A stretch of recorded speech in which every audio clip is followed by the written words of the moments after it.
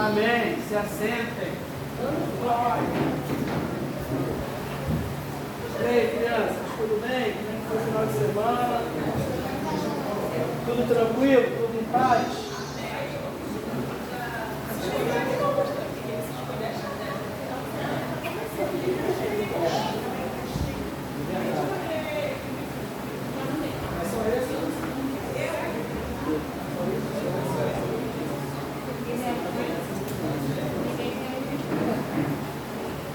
Pessoal, passei algum trabalho de casa?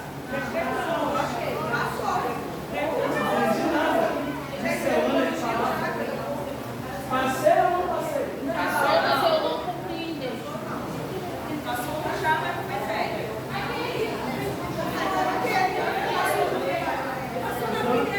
Passei. Na semana passada uma correção aqui. Isso aí na semana passada. Isso aí. Então, naturalmente, nós vamos fazer um gol de toda parte. Né? Semana passada nós falamos sobre o relativismo. Sim ou não? Sim. Tá bom. O que é relativismo?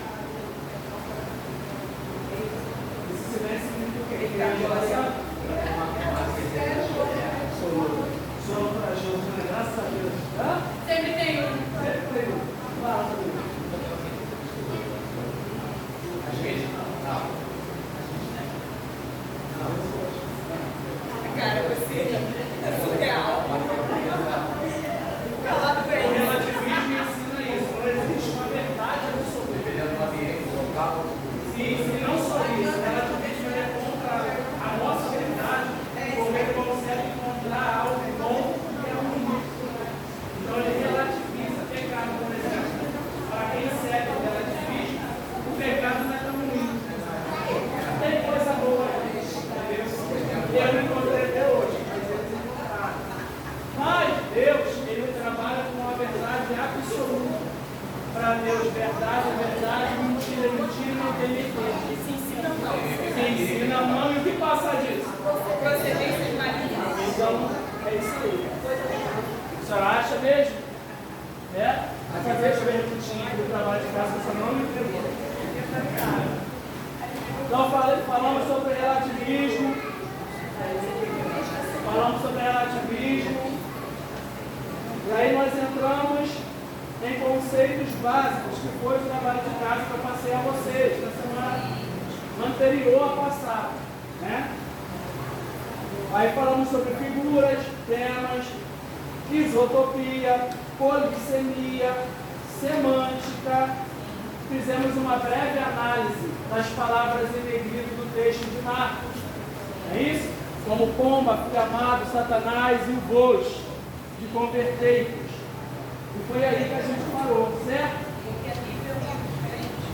A Bíblia é um livro diferente. Paramos aí. Paramos aí nessa parte. E por que a Bíblia é um livro diferente? Ela é inspirada por Deus. Porque ela é inspirada por Deus Eu não sei. Quem aí não posso? Eu falei, A Bíblia ela é um livro diferente, por quê? Porque além dela ser inspirada, ela é atestada por um autor só, que é Deus.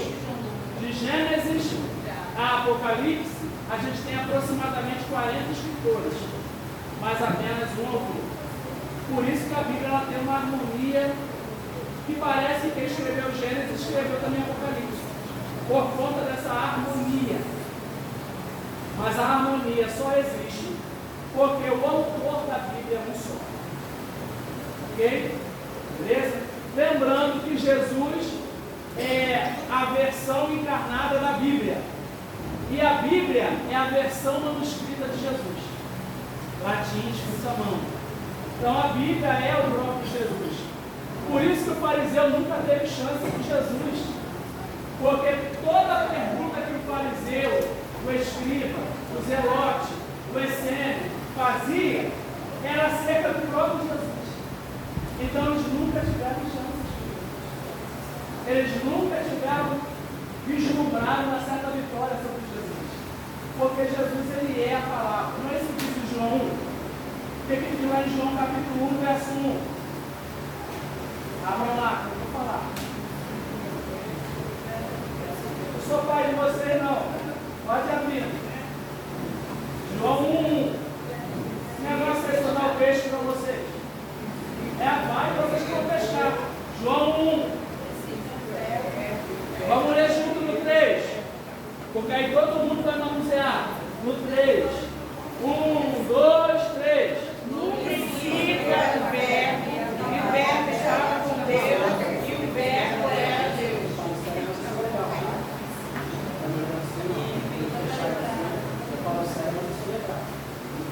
Então no princípio era o Verbo era Deus e o Verbo estava com Deus. Aí o versículo 14 de João 1 vai dizer o quê? Não, senhora. Não, senhora. Capítulo 1, verso 14. E o Verbo se fez carne e habitou entre nós, e vimos a sua glória, a glória do unigênito do Pai, cheio de graça e de verdade. E NVI, verso 14. Vai, cadeira diferente da NVI. Nova versão internacional. Vai. Aquilo que é a palavra foi carne entre nós. Vimos a sua glória, glória como que agora está nosso Pai, cheio de graça e verdade.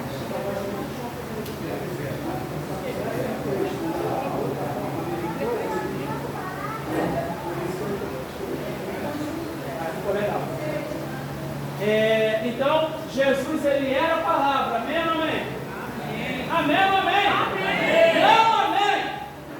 Ele era, ele não é mais não. Está morto ele, não ressuscitou não. Ele é a palavra. Amém. Ok? Amém? Sentiu que eu estou com uma vontade de falar hoje. Só me assustar. Então a palavra se fez carne e habitou entre nós. Jesus, ele veio para cumprir a lei e instituir a graça. Beleza? Cumprir lei e instituir a graça. O que é graça? Merecemos? Não. Ok. É do homem? Vem de Deus. Para quê? Para quem não se acha a última bolacha do pacote. Tem gente que ainda se acha. Estou perguntando psicologia para vocês. Mas já que vocês estão, transmitam para essas pessoas. Pessoal, então nós estudamos aí, passamos na aula passada sobre as figuras, os conceitos básicos. E agora a gente começa nesse texto que a nossa irmã falou aí, porque a Bíblia é um livro diferente. A Bíblia não é um livro, mas uma pequena biblioteca de 66 livros no cânon protestante ou 73 no cânon católico romano. Qual é a diferença da Bíblia católica para a Bíblia cristã, protestante? No que tange aos livros. Qual é a diferença? E a católica tem mais livros. Tem aula de bibliologia na quarta-feira.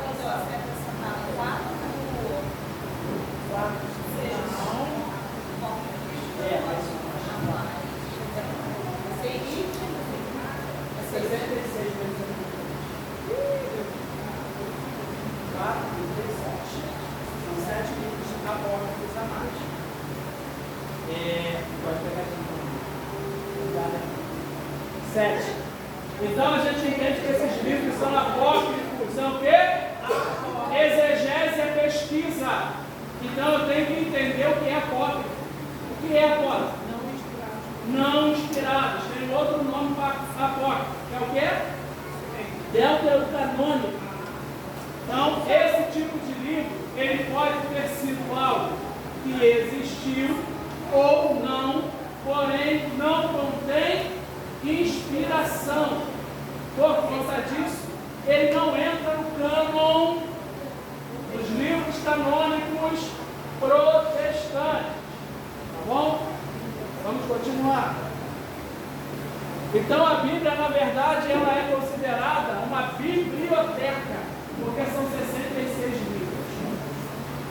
1139 39 capítulos, 31.173 versículos, 3.580.460 letras, 773.693 palavras. Resumindo, tudo isso aí é inspirado por Deus. Bom, vamos continuar.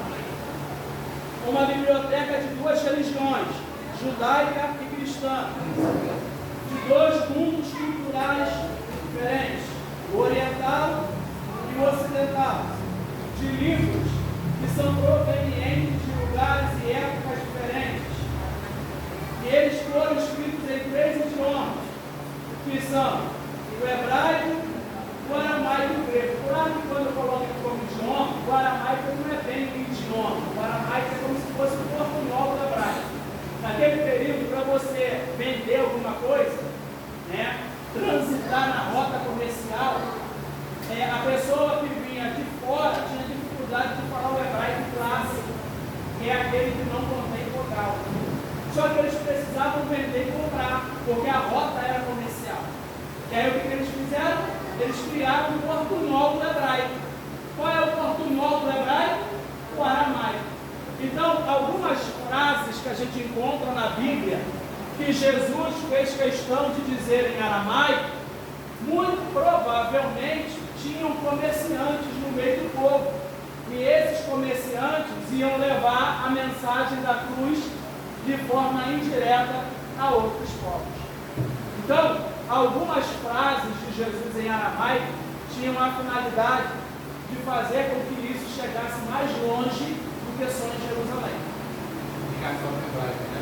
Ficava só no hebraico. Então, por exemplo, Talita Cumi, né? Menina de pedido, levanta. Ele falou em aramaico, Talita Cumi, ok?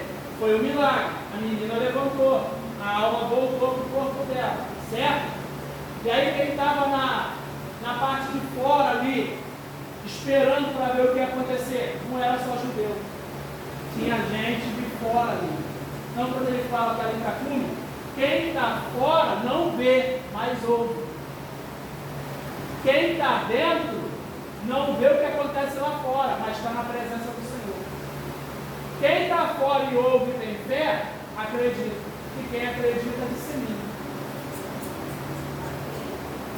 Porque eu não vou falar para alguém algo que eu não acredito. E é por isso que a palavra vai se disseminar, vai se espalhar, ok? E aí Paulo lá na frente vai escrever que nós somos cartas vivas de Cristo pelas mãos dos apóstolos.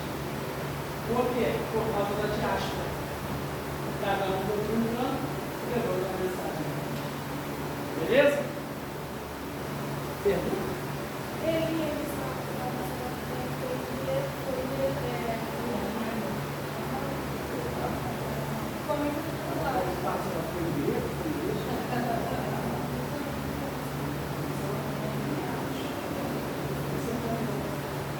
Ele teve uma galera lá dos judeus que não entenderam não.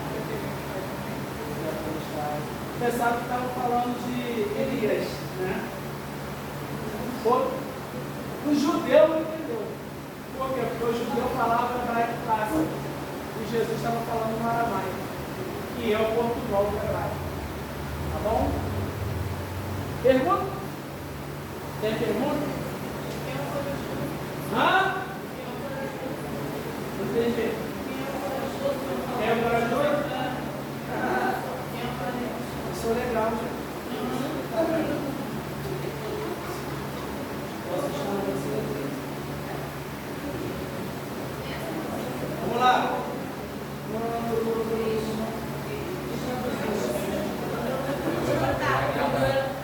Uma menina.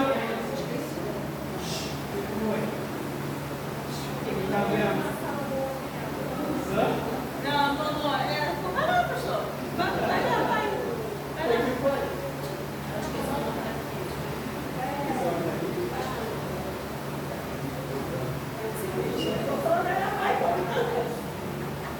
Uma biblioteca de livros com os mais variados gêneros literários que temos: narrativas, leis, cartas, interpretações da história do povo de Deus, profecias, exortações, canções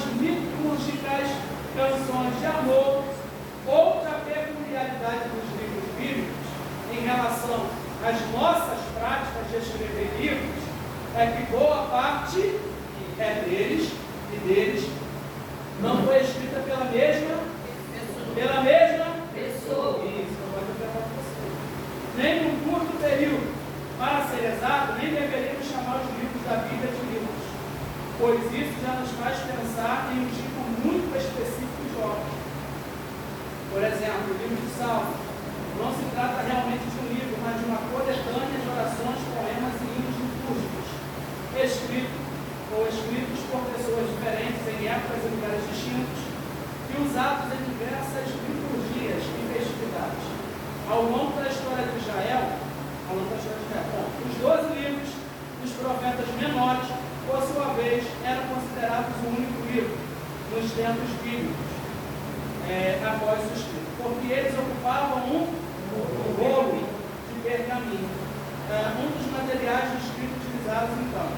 A Bíblia ela tinha 3 materiais primitivos de confecção, né?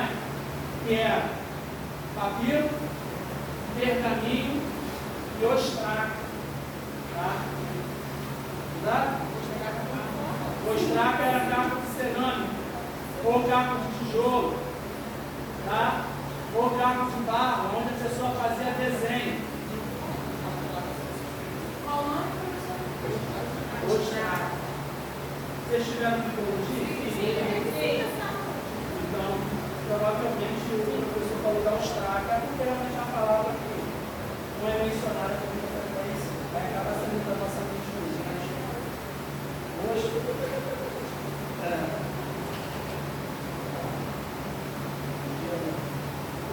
Obrigado. Nós não podemos orações. Pessoal, a Bíblia Sagrada, ela tem, na verdade, uma pluralidade de estilos.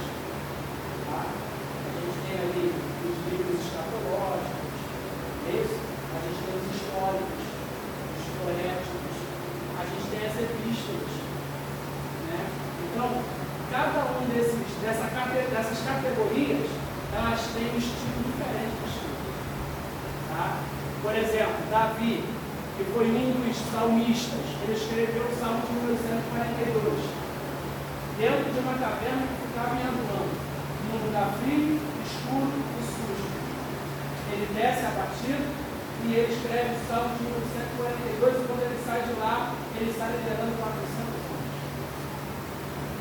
Então, na verdade, para Deus o ambiente não importava muito, mas a quem inspirou.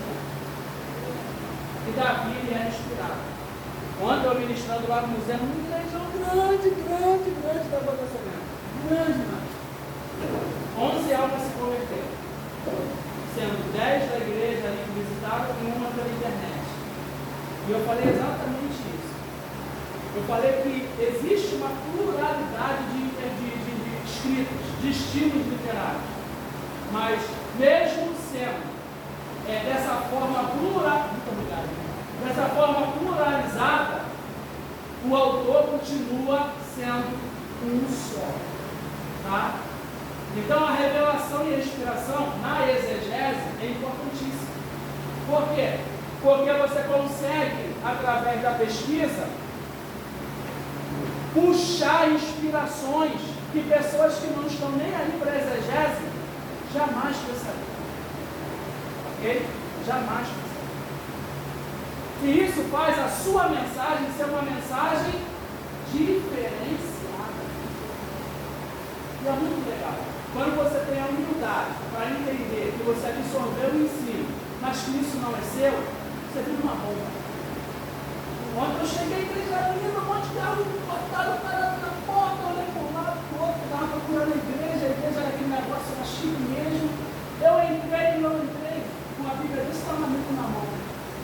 Eu sou o único pregador que olha com a Bíblia aqui pequitinho. Sem gravata, de blazer. A recepcionista pensou que eu fosse visitante. Eu falei, só não podia guardar minha mochila? Ela depois pensou, mas visitante, podia guardar a mochila? Ó, você pode sentar ali inteiro. Aí depois apareceu alguém e me levou. Ela não entendeu nada, depois eu preguei. Depois que eu desci, ela veio me entendendo. Ah, a pessoa é muito humilde. Eu falei, não, estava assim. Você me abre na festinha, né?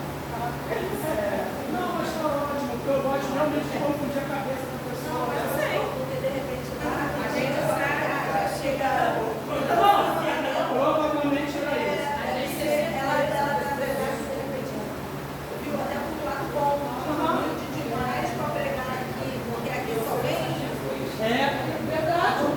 Só a gente chegar. Aí eu fui lá, subi, a Bíblia ali foi pequenininha, preguei sobre o baixo do sucesso.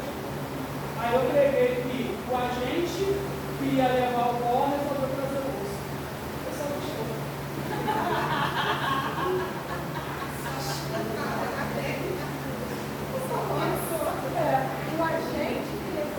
O agente que ia levar o pó resolveu trazer o osso. Porque o osso que estava sequíssimo, o próximo estágio era virar pó. Se vira pó, o vento não leva. Então Deus pega o vento, leva o pó e traz o osso. Porque enquanto é osso, é da diferença. Ele falou soltar o Bom, isso gerou aí, para a glória de Deus, a salvação de almas, um monte de gente vindo apertar minha mão e dizendo que não imaginava que eu cristão, que eu achava isso. Porque quando a pessoa te julga pela aparência, Deus desce. E Deus pega contigo. Mas quando a pessoa ela é olhada por uma aparência que passa alguma coisa, Deus permanece naquela mão. Então o segredo é não mostrar muita pompa nem circunstância. Eu tinha aluno meu, de muitos anos atrás, que era pastor, e quando me viu, aí depois eu descobri, eu não dava nada. Aí eu depois existir. Mas enfim, foi uma bênção ontem, e me surpreendeu. Mas eu gosto de fazer dessa forma. Por quê? Porque a pessoa ela vai olhar para você e ela vai achar que você é um visitante. Está ótimo. Porque a responsabilidade de uma mensagem dar certo, ela não é sua. Porque quando eu entendo que eu tenho responsabilidade de fazer a mensagem dar certo, a ponto de alcançar corações, como se eu fosse a última bolacha do pacote, eu me torno responsável pela palavra, eu posso falhar. Então eu tenho que estar preparado? Eu tenho que estar preparado. Eu tenho que ter minha mensagem ali preparada. Vocês já fizeram aí provavelmente homilética, hermenêutica, exegese, que vocês estão fazendo comigo, mas a homilética diz que uma mensagem bem pregada ela precisa estar preparada. Ah, mas Deus muda a mensagem. Deus pode até mudar a mensagem, mas é caso isolado. Se eu disser que não, estou limitando o poder de Deus. É caso isolado. Na maioria das vezes, a pessoa quando muda a mensagem é porque ela não preparou a mensagem. E ela sempre teve o carro-chefe dela. A gente sempre tem uma mensagem que é aquela mensagem arranca-toco. Que a gente vai num lugar que é muito gente te olhando. Aí tu preparou a mensagem, mas aquela mensagem que tu preparou, não se compara a mensagem que Deus te deu muito tempo, essa coisa que está poderosa, vai tirar a gente para sacar. E aí tu acaba pregando a mensagem, por quê? Porque tem muita gente que você não está seguro da mensagem que tu preparou para pregar. Okay? Mas aí pode dar ruim. Se ele entende que está ensinando pela dependência dele de Deus, por que ele é sua e não uma mudança? Porque às vezes a pessoa ela se deixa ser seduzida. Ele é do velho, muda porque tem propósito. A pessoa pode não ter segurança. Por exemplo, eu pode pegar o tema da igreja. Quando a igreja dá o tema, eu posso pegar dentro do tema. A não ser que são casos isolados. De repente alguém entrou ali que vai tirar a própria vida e aquela mensagem não cabe. Tem uma instituição que pode pegar a mensagem para ficar ali. Mas, digamos que Deus queira mudar a mensagem só para alcançar aquela vida que queria se perder naquele dia. Deus já mudou comigo. Ó, Deus já mudou comigo a mensagem. Deus já mudou. Só que eu dei uma pincelada na preparação da outra etapa do tempo. Pessoal, Deus mandou pregar o tema X, mas a minha mensagem do tema estava preparada. Quer ver? Aí eu dou um pequeno esboço da mensagem. Aí quando o pessoal levantou, agora eu falei, pronto, agora vai me deixar. O pessoal entendeu que eu não corrigi uma mensagem para outra que eu estava preparado, mas porque Deus mandou. Isso aí. A gente não pode naturalmente ficar esperando. Deus mudou a mensagem, irmão. Não, Deus não muda a mensagem assim por mudar. Alguma coisa aconteceu. ou alguém precisando receber uma mensagem específica naquele dia, ou a pessoa não preparou a mensagem. Com muita frequência.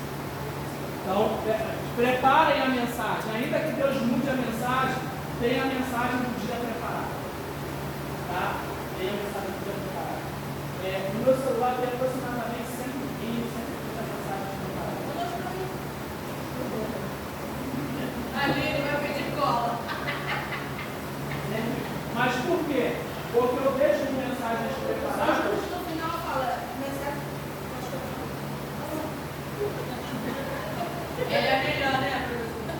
Já aconteceu, teve gente que foi passar o pau para uma mensagem. Então, eu não vou isso na primeira aula. Falei. Aí me ligaram. A mensagem linda, luxuosa, muita coisa. Não sei se você sabe o que significa para o segredo da vida. Tem uma ideia. E era a minha mensagem. Pode acontecer, mas aí é fácil. Se você não menciona quem preparou a mensagem, é fácil.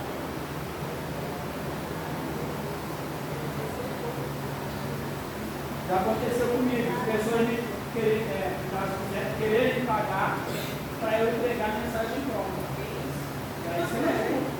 Não posso tomar se eu não resistir uma mensagem. É caro. Para que, gente? É de Deus,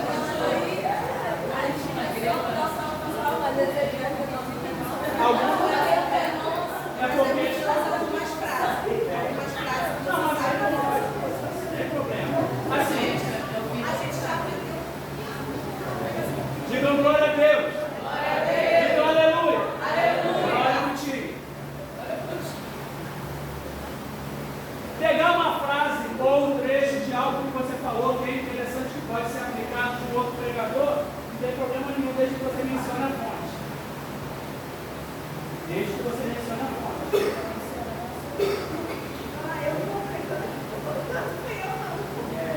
Menciona a fonte. Assim, não vai ficar muito bonito para quem está tentando, mas pelo menos foi sincero. Vai orar e pedir. Pelo menos foi sincero. Um trecho ou outro, não tem problema nenhum. Tá? Mas cuidado com isso, porque eu já ouvi gente falando que fulano de tal pregou uma mensagem estonteante, que a primeira mensagem era de um pregador famoso do Gideões. Essa mensagem eu vi sentado na sala, na minha casa, sentado no meu sofá, tomando guaraná e comendo pastel. Essa mensagem aí foi muito tal. Aí você pega a mensagem, decora a mensagem, decora o estilo, decora a roupa e prega igual. Mas eu queria. Eu ia decorar todas as mensagens da imaginação. Não é melhor preparar a sua mensagem? É por isso que você vai estar aqui, minha irmã. Você acha que eu estou aqui agora? É por isso que eu ia decorar Camila Vargas todinha.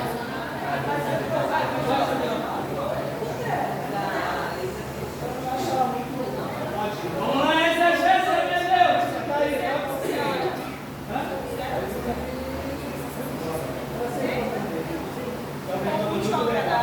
Está um retorno muito legal. Manda mais bem. Vamos lá, pessoal. Exegese hermenêutica. A hermenêutica é considerada por muitos como um sinônimo da exegese. Lembra que eu falei no primeiro dia de aula que a hermenêutica também trabalha com pesquisa, mas é como se fosse uma linha mais leve, porque mais razoável, porque é interpretação. A exegese, você vai pesquisar a fundo para quê? Para gerar uma interpretação. E a hermenêutica? A hermenêutica é a interpretação. Então, para muita gente, a hermenêutica é o sinônimo da exegese. Só que a exegese é mais profunda que a hermenêutica. Porque a hermenêutica, ela interpreta o que existe. A exegese busca o que não existe. Dentro do texto. Amém ou amém? Dentro do texto. Consiste na arte ou técnica de interpretar e explicar um texto. Na realidade, a principal diferença entre exegese e hermenêutica são isso aí, porque a hermenêutica ela se utiliza utiliza de técnicas específicas para a interpretação. E a exegese, ela utiliza a interpretação, mas ela é fonte de pesquisa. Entendeu? Então a hermenêutica fala de um texto, exegese, traz a fonte desse texto. Então é a pesquisa.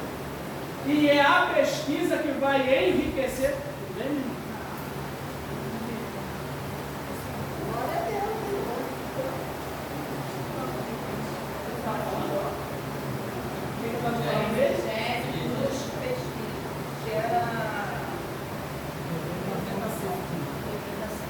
Às vezes dá uma amnésia possível. Então vamos lá. Eu estava falando que a exegese é uma fonte de pesquisa. Né? E você enriquece a mensagem. Você enriquece a mensagem com a pesquisa. Poxa, tá legal. Quer ver um exemplo de como a exegese é importante para quem prega, para quem faz menção da palavra? Paulo tinha quantas cidadanias? 3, 2, 15, quantas? Quais são? Grego também? Ele era romano e judeu. Então era uma dupla cidadania, certo? Sim ou não? Sim. Quem quer apostar comigo? Eu não. Porque eu presumo, negócio. Nem querendo. Quer apostar comigo? Porque eu presumo, negócio. Não, isso é filho. Quer aluguel? Quer aluguel? Perdeu. Valendo o joelho? Não, valendo só cadeira de 2020. Não, de 20 não. De 20 não. Uma porção. O joelho tá caro. Uma porção. Uma porção? Brincadeira. Brincando, tá? Tô brincando. Calma, tô brincando. Até o terra. Exegese. Sim. E eu também tenho que ter minha. Qual é a sua? Romana e judaica. Que é hebraica, né? Que é hebraica. Judaica é hebraica. Paulo não tinha uma dupla cidadania. Mas por que tu está falando disso? Porque os pregadores pregam isso. Tu já ouviu o pregador pregando isso? E Paulo, ele tem dupla cidadania. Quando tu já ouviu pregando que Paulo significa uma paz e Saulo outra. A gente sabe que não é isso. É questão de etimologia, de nacionalidade. Agora eu vou trazer a minha versão exegética do negócio. Posso? Vai Vai mais natural. Paulo não tinha dupla cidadania. Paulo tinha 4 cidadanias. Pessoal, ó, nem todo pregador é professor, mas todo professor prega. Então é diferente a visão de um pregador que não é professor para a visão de um professor que é pregador. São 4. Primeira é a romana. Ok? Por que a romana? Porque ele nasceu numa província romana. Qual é o nome da província? Tarso. Tarso. Ele nasceu em Tarso.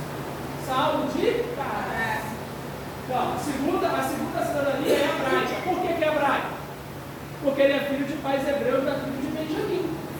Então, se ele é filho de pai hebreu, a segunda cidadania dele é a hebraica. Terceira cidadania. Tarso fica na Cilícia, geografia bíblica. Tarso fica na Cilícia. Cilícia fica no sudeste da Anatólia. A Anatólia hoje é chamada de Turquia. Então, se Paulo tivesse vivo hoje, ele teria uma terceira cidadania que seria a turca. E a quarta cidadania, que é a mais comum e a gente não menciona, é a celestial. Ele não se diz cidadão dos céus? Mas isso se ele tivesse vivo, né? Hã? Não. Fica aí na Porque o que prova. acontece? É O caso quarto. de ontem é a Turquia de hoje. Então, ele não pode mudar para outra, permaneceu.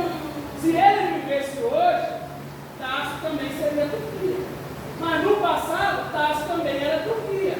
Só que o pessoal não sabia. O pessoal só usava Tarso. Lembra que eu falei uma vez aqui que a linguística ela trabalha diacronia e sincronia? Então, alguns lugares mudam de nome, mas não saem do lugar. Mas eu também No mesmo lugar, mas eles mudam. O nome muda. Não é mesmo. Não, porque hoje tem umas províncias romanas. Roma está no poder?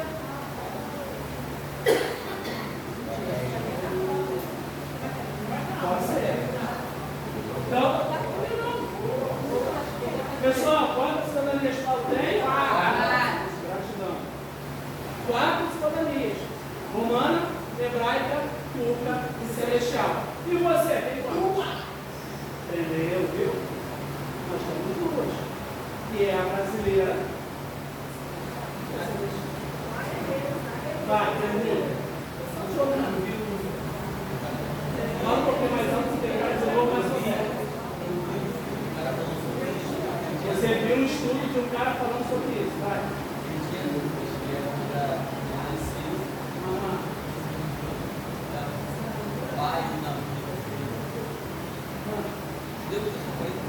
Não, tem problemas. O problema de estudo na internet, então, porque eu ia te perguntar, qual é a fonte? Então, mas aí quando você não tem. Olha só como é que isso é importante. A gente está brincando aqui, você está brincadeira, tá? Não é sério, não. Não, sim, sim. Mas se fosse um lugar sério e você lançasse isso, a pessoa séria ia pedir a fonte. Eu tenho a fonte do que eu estou falando, Orlando Boreia. Tem fonte. Dicionário Almeida, tem a fonte. São fontes. Então tem que ter a fonte do que você vai lançar, senão você se torna responsável pelo que falou. Tu não matou a pessoa, mas levou a pessoa. Ele também tem cidadania hebraica, dos pais. Isso. Então, trazendo para hoje, se meus pais fossem de outro país, eu também seria acusado de matar. Sim, isso acontece muito nos Estados Unidos. Tem gente que é brasileiro, vai para lá, casa com americano, engravida, volta para cá e o cara tem tudo cidadania. Não mora nos Estados Unidos, mas tem passagem direto para o aeroporto. O visto não é provisório. O visto lá é fixo. E aí o filho é americano, é brasileiro, a mãe é brasileira, não mora nos Estados Unidos, mas qualquer aquele filho americano passa direto. Então sim, isso é uma noite também. Agora, em estado não. É brasileiro que volta isso. Não, já chega em outro estado e não sabe o que é diferente. Sabe que você é de um outro estado do Brasil. Quando a gente abre a boca, vai falar assim. Mas, gente, pegou isso aí? Gente, olha só. Eu dou uma apertada aqui, porque aqui é o lugar onde vocês aprendem. Lá fora, a pessoa vai te apertar para somar de você. Então, é melhor vocês virem comigo aqui na brincadeira e aprenderem, chegar lá fora, ao invés de ser confundido, confundir. Porque tem gente que está lá fora e diz que sabe muito da Bíblia. Mas está lá fora. Então não sabe muito da Bíblia, mas conhece a letra. E aí ele vai usar a letra para confundir quem está dentro. Porque o diabo faz isso. Agora imagina, você está fazendo teologia, chega lá, o cara vai construir uma dessa. Aí tu fala, vamos voltar para um barco. Porque a letra. De repente você assistiu uma aula de alguém, esse alguém ensinou isso, o cara não esqueceu. Lance da alcança das armas. E até depois, ele volta.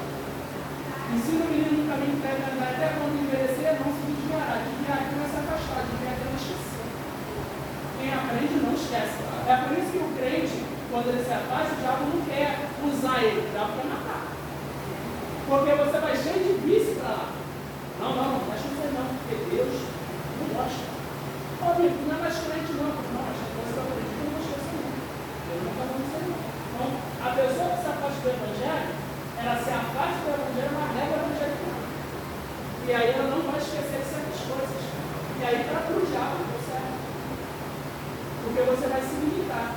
Porque a palavra é tão poderosa e ela atua em quem está fora, mesmo que quem está fora não conheça. Está para graça. É isso aí. A pessoa ela está lá. Acontece muito quem faz trabalho social, de chegar num lugar, o camarada cantar, claro, não vou mostrar, mas está lá, lugar. Mas quando vai na boca para cantar, quem é que sente a presença? Por quê? A palavra não faz efeito. A pessoa deixa de ser usada. É igual pastor afastado, não deixou de ser pastor?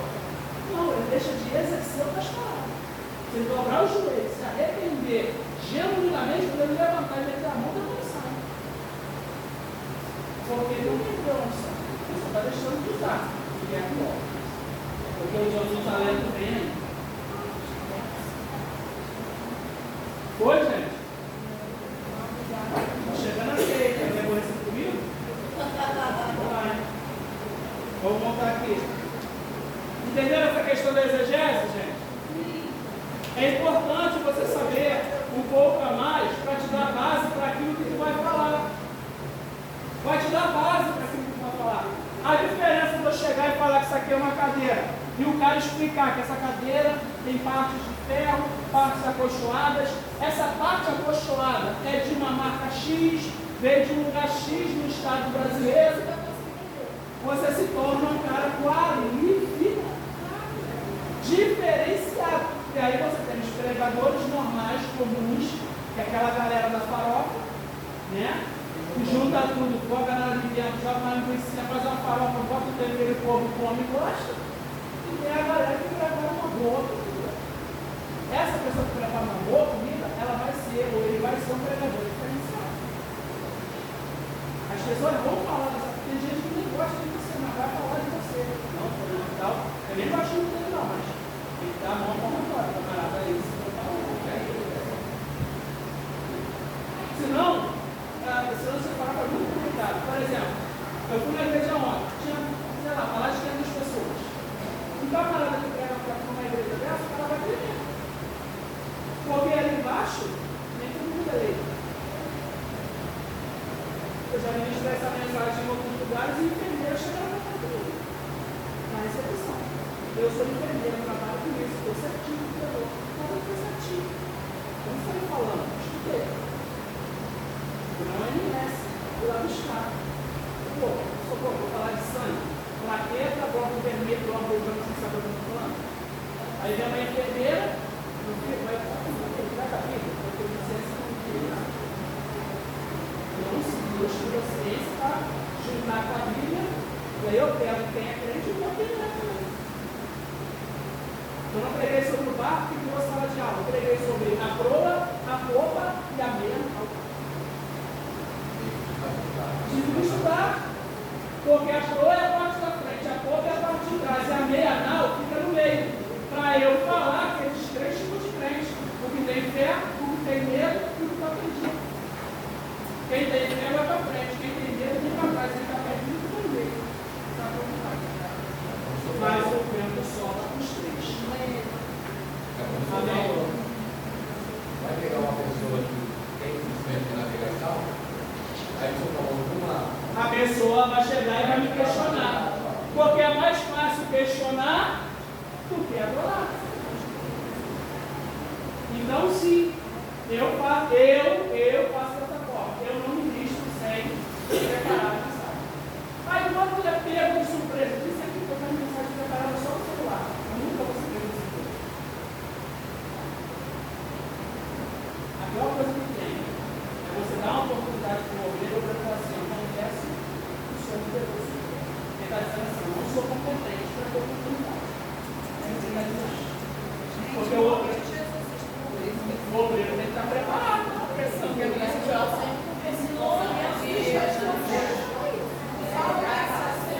O obreiro tem que estar preparado. Tem que estar preparado. Tem que estar suportar. Olha o que eu faço. Eu dirijo o culto do domingo. O que tirou boa adoração. Sou pastor auxiliar, pastor Sá. Eu dirijo o culto do domingo. Eu trabalho com ensino. Quando eu chego lá em cima, eu recebo um cronograma. Quem monta o cronograma é uma secretária, mas quem dirige o culto sou eu. Então eu vou trabalhar de acordo com o Espírito Santo, ele vai me orientando. Eu vou seguir o cronograma, mas eu não coloco o nome em lugar nenhum, só no cronograma. Por quê? Porque eu tenho uma gama de pessoas que estão competentes para receber a oportunidade. Eu não falo quem vai pregar, eu não falo quem vai dar salvação, eu não falo quem vai louvar, eu não falo quem vai trazer a palavra profética, porque pode ser qualquer um. Se eu digo assim, a Cris vai trazer a palavra ofertória, ela vai se preparar para a palavra ofertória. Mas se eu não disser que vai ser a Cris, ela vai se preparar. Mas a irmã do lado também vai, porque ela não sabe se vai ser ela. E no final das contas, todo mundo vai ficar preparado. E mesmo que não tenha oportunidade, aprendeu alguma coisa. Porque é melhor estar preparado e não ter oportunidade do que ter oportunidade e não estar preparado. Aí sabe o que vai acontecer com a pessoa? Ela foi pega de surpresa. Ela pega o microfone, ela não sabe o que falar. Vamos orar. Feche seus olhos. Larga uma pega de palavras de efeito. Segura a mão desse irmão e entra 55 mil vezes. Porque a pessoa não sabe o que falar. E vai enchendo até dar o tempo. Até aqui Deus falou. Até aqui o Senhor falou. 10 minutos. Mas por quê? Não estava preparado. Então o que vocês estão fazendo aqui aprendendo a disciplina de exegese? Buscando as ferramentas para se preparar para estar. Gente, olha só. Isso aqui não é soberba. Porque tem gente que acha que é soberba. Não, camarada, é soberba porque tem um certo conhecimento. Eu estudei. Você também vai ter se você estudar. Conhecimento. Vai estar preparado se receber uma oportunidade. Né? Vai estar preparado. Porque assim, gente, não se engane. Não se engane. Vai ter gente que vai estudar. Seja preparado. Esteja preparado. Tá? Isso aqui não é puxão de orelha não, gente. Isso aqui é aula. Tem que estar preparado sim. Você vai visitar uma igreja, está levando a bandeira da tua igreja. O nome do teu pastor. O nome da tua pastora. Também está levando. Aí chega lá, fala a abobrinha com salsicha. E lá, da igreja da pastora. Da igreja do pastor Maxwell. Pastor Maxwell. O Maxwell não sei nada da igreja dele. Ué, o obreiro dele está falando. Volta a massagem. Quero ver se fala assim, professor, foi Paulinho. Vai chegar em mim. Vai chegar. Eu vou lá na casa dela. Eu que não é professor. Isso é Ah, eu vou chegar não para fazer evangelismo. Alô? Vem, Bia, pra gente Pelo amor de Deus, hein? Se prepare. Acendeu a luzinha, está na hora de comer. Aí acende. E o João não queira gostar do vídeo que eu postei. Acho que Vamos lá, gente. Vai comer um pouquinho, vai.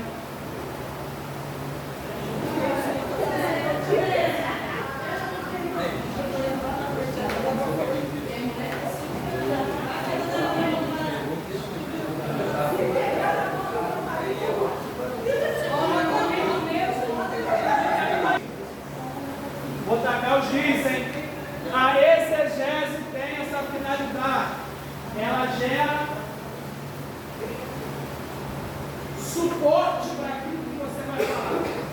Ela gera suporte. Ela dobra a base que você tem. Seja ela histórica, seja ela de costumes, seja ela de uma fonte arqueológica ou de uma condição geográfica. É muito bom isso.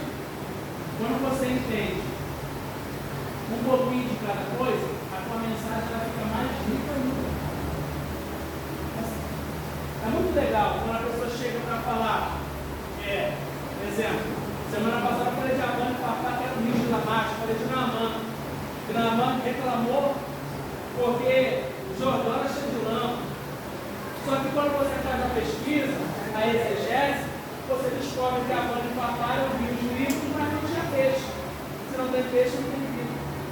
Jordão era uma nascente cheia de lodo, mas tinha peixe debaixo do rio. Então tinha vida. Então o que Deus estava fazendo com Naamã, levando ele para um ambiente que tem vida. Porque quem está morto em um ambiente morto, permanece morto. Mas quem está morto e é jogado em um ambiente que tem vida, a morte está lá. Por que eu apliquei dessa forma? Porque eu tive conhecimento de quem isso, exegese. O pregador que prega texto simplesmente, puramente, vai falar um monte de revelação. A lama aponta para o pecado, porque a sujeira só vai fazer a aplicação. Legal, não está tudo certo não. Só a exegese que traz isso.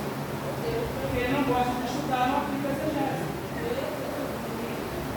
É mais fácil pregar o texto por texto. Porque Deus amou o mundo de tal maneira que deu o seu único filho. Só que ele vai dar um adjetivo para o filho. Ele é o quê? Unigênito. Aí a pessoa prega muito, não sei o que, não sei o que, não sei o que.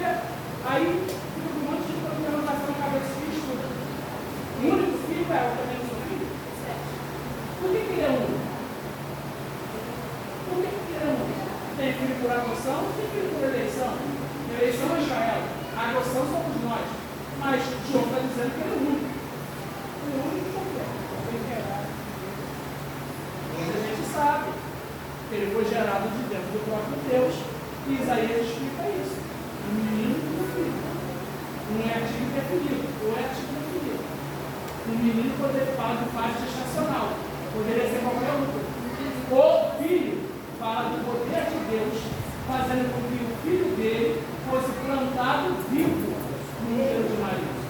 Então Jesus não morre no céu para nascer na terra. Ele nasce, ele é colocado vivo no útero de Maria para morrer. Então ele não morre para nascer, ele nasce para morrer. Entendeu? E aí tu olha a semente que para germinar precisa morrer. Jesus foi a única semente que não precisou germinar para morrer. Mas morreu porque germinou.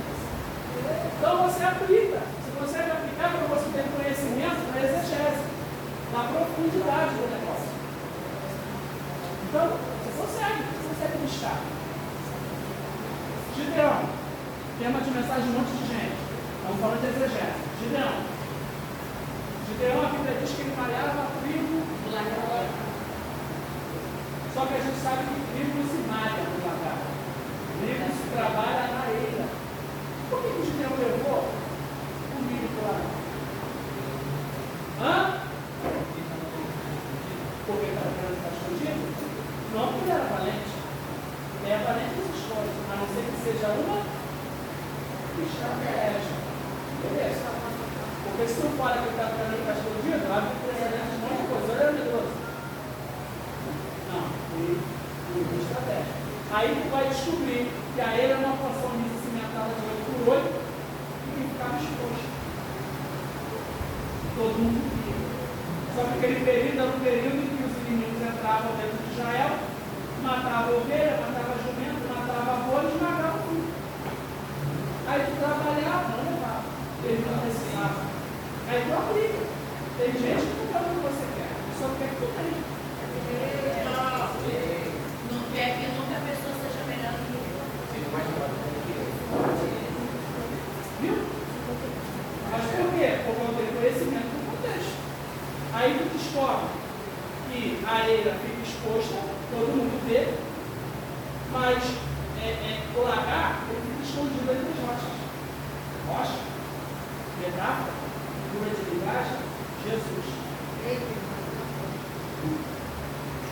É melhor ficar exposto sem proteção ou não ser de Jesus? Então quem está entre as rochas ali, o cheiro não sai, porque a rocha impede, mas também o vento não entra. Peraí, o cheiro não sai, mas o vento não entra, porque a rocha protege. Então em Jesus, aqui está protegido o vento. Ele está sabendo. Entendeu? Aí tu entra na metáfora, para entender, exegese, na metáfora. Por que o inimigo esmagava tudo? Para você ver esse sentido. Por que ele matava o ovelha? O boi e o jumento. Isaías vai dizer que o jumento conhece o lugar onde o seu Senhor deposita a carne. Então, peraí, jumento deposita a força.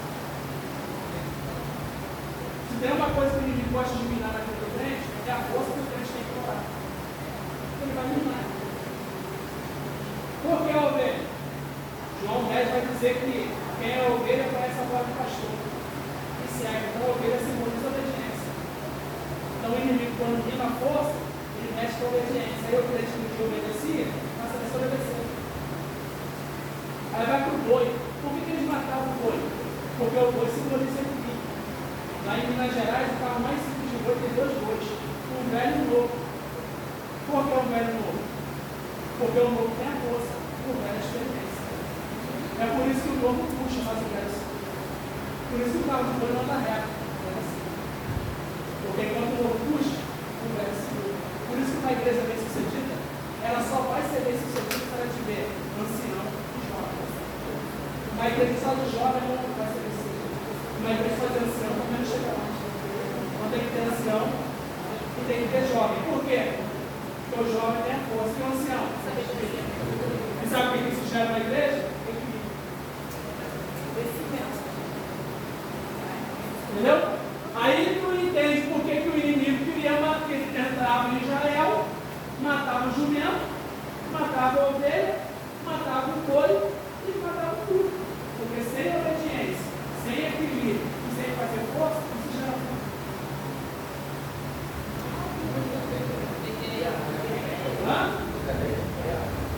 Estratégia de guerra. Então o Gideão é dessa. Gideão, ele tinha 3 nomes.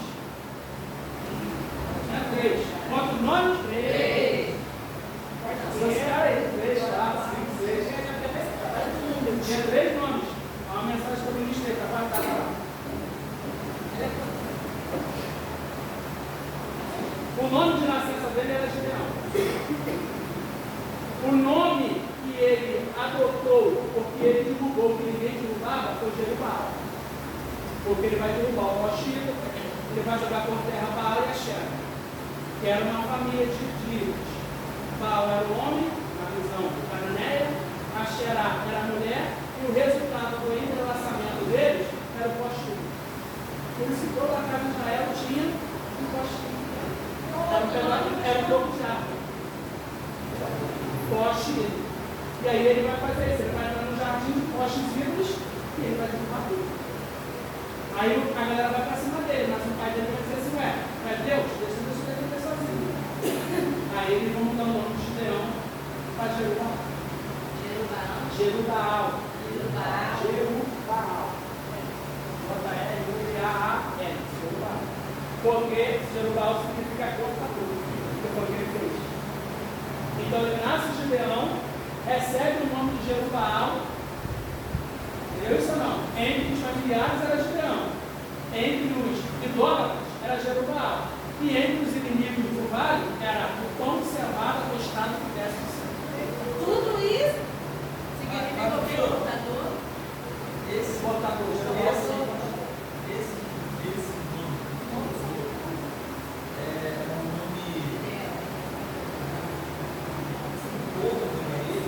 é o nome que os idólatras deram. Ele passa a se chamar Jerubal porque ele cortou o rosto e, na verdade, o Deus que ele derrubou tinha que se defender sozinho.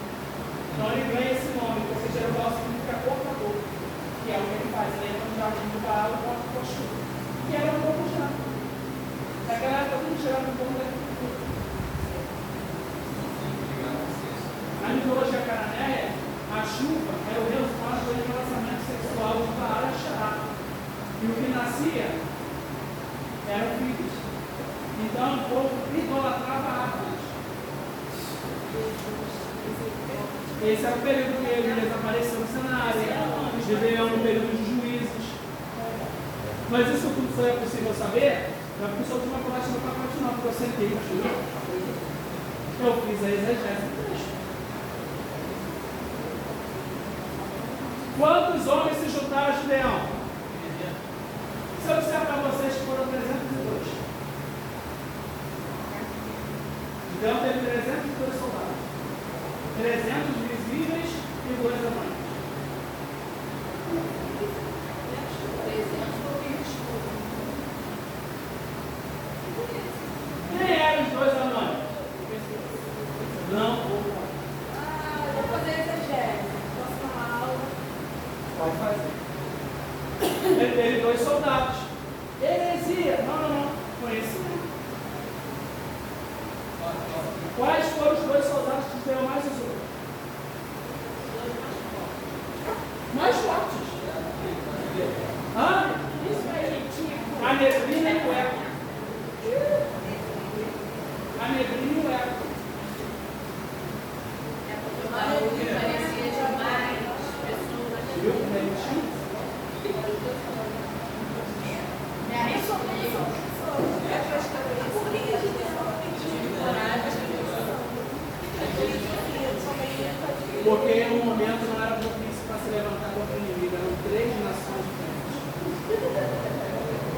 ele ia morrer, tinha que ter certeza de que ele ia morrer. Ele queria saber se ele ia morrer, não viu. Mas o que Deus queria. Porque a Bíblia vai dizer que eles juntos pareciam mais que amigos.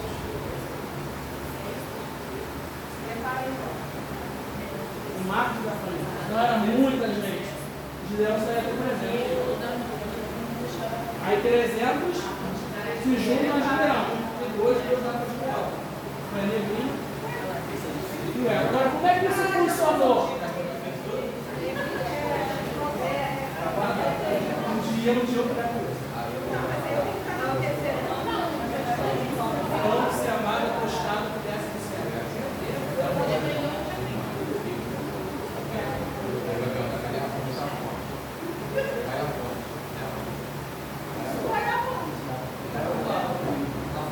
A fonte está no texto. Pode dar meu sobrenome. Paulinho.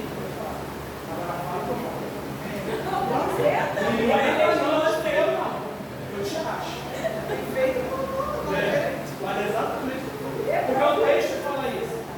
O texto fala que o lugar estava envenenado. E o texto fala que o pessoal no meio do vale começou a questionar. Eu tive um sonho. Eu vi um pão cevado descendo do céu. Gostava. Alguém vai dizer, isso não é nada mais, nada menos que Gideão na espada dele. Então, quando Gideão desce para confirmar só para saber se realmente Deus estava no negócio, ele ouve um soldado contando para outro. Esse camarada é Gideão, porque eles já sabiam que Deus era com Gideão. Então, a galera que estava no vale estava com medo. E aí vem os dois soldados, que é neblina, ele vai usar a neblina, e aí eu vou contar tudo, mas ele vai usar a neblina, ele vai usar a neblina e ele vai usar o eco.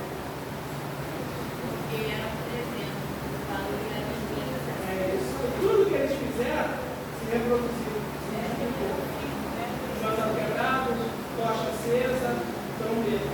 Tudo que eles fizeram se multiplicava por causa do eco. Então o que era pouco parecia muito.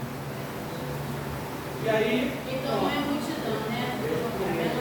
E aí tem a mitologia da Canané contando a história, aquela galera da galera do Ló, contando a história de todos os soldados valentes que caíram em batalhas que eles venceram e em algum momento iriam voltar. Eles estavam com medo da cobrança desses soldados que iriam voltar. Não vai voltar e nunca voltou. Mas na mente da pessoa que está no vale, um tempão ali, esperando o momento para pelejar, a mentira foi voltada.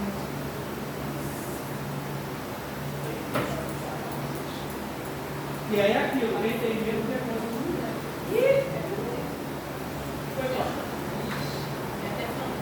Quem tem medo tem coisa de mulher. É por isso que a gente trabalha com a fé. Porque a fé eu não preciso ver. Basta crer. Por isso que quem estava com medo no barco tem que ver Jesus para se acalmar. Mas quem não viu, só de ouvir a voz, porque eu não preciso ver para saber quem é ela. Então a exegese ela te dá base para você trazer esse tipo. É uma revelação. Mas é uma revelação com uma base tão forte que nem o cara mais invejoso vai conseguir quebrar. Porque a Bíblia não tem contradição da verdade. Ele que ele faz. Se ele disser que é mentira, ele está dizendo que todo é mentiroso. Aí ele se quebra ele. Eu trabalho com a sabedoria. Quando a gente usa a sabedoria aliada à palavra. Então, a exegese é para isso. Não é para você achar melhor que ninguém, mas é para ter o conhecimento além de ninguém. Você vai você faz fazer exegese do texto todas as vezes que você preparar uma mensagem. De onde vem aquele texto? Qual era a nacionalidade? A geografia. Né? Qual era o momento? Quem era o rei da época? Quem era o profeta da época? Você descobriu isso tudo para você usar a hermenêutica para interpretar e usar o milética para aplicar o que você interpretou e essa interpretação a ver da pesquisa que você fez. Então funciona. E é de verdade. Agora, você se torna uma pessoa não grata. Quando você sabe mais que a maioria se junta e não tem todos os campeonatos. Aí, mas as oportunidades que tu tem é o próprio Deus que te dá. Ah, já. Aí tem. Porque Deus te justifica. Tá bom, gente? Pergunta? Não? Está tudo bem, pessoal?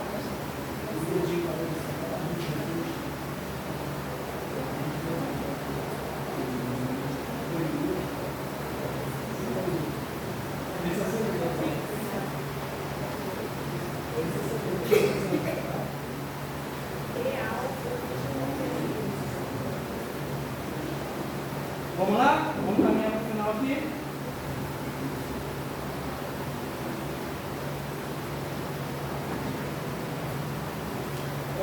O método centrado na ação e composto por ciclos, procurando ser coerente com a teoria escolhida e principalmente buscando um método adequado ao texto bíblico e aos objetivos da leitura da Bíblia, pesquisei várias sequências e estratégias de leitura.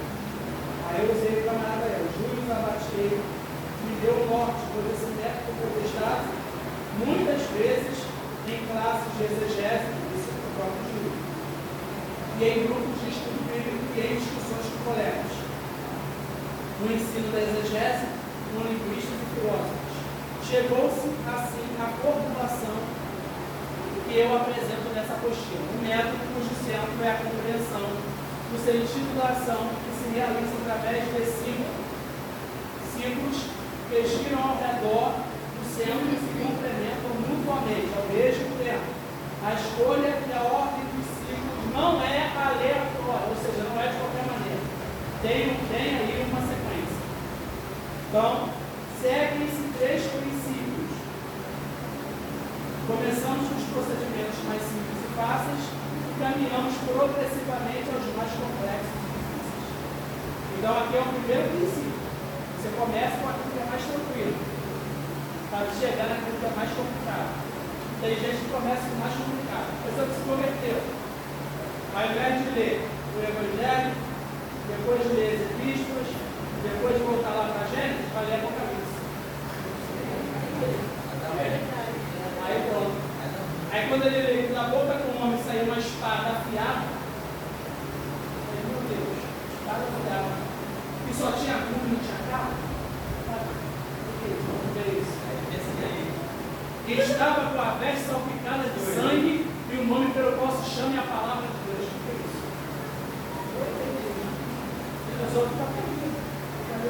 Então, o Apocalipse é um livro para você ler que tiver um pouquinho de base, exegética. Senão você fica perdido.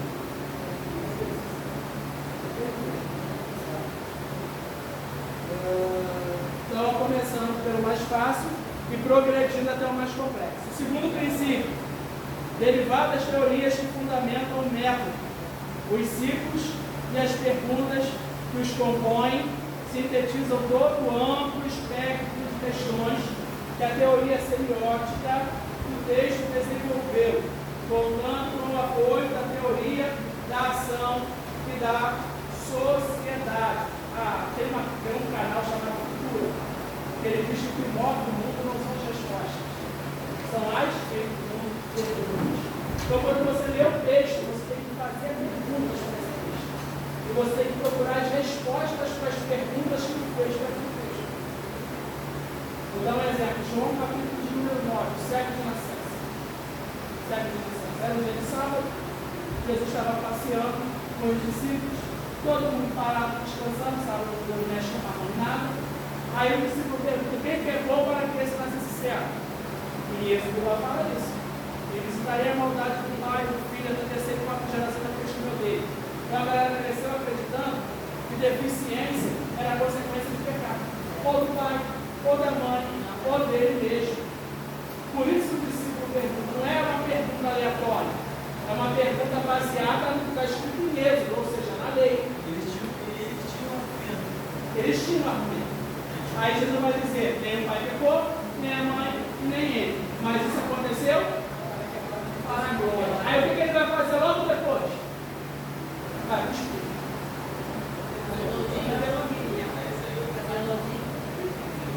Ele vai cuspir, ele vai lama, por que ele tem lama?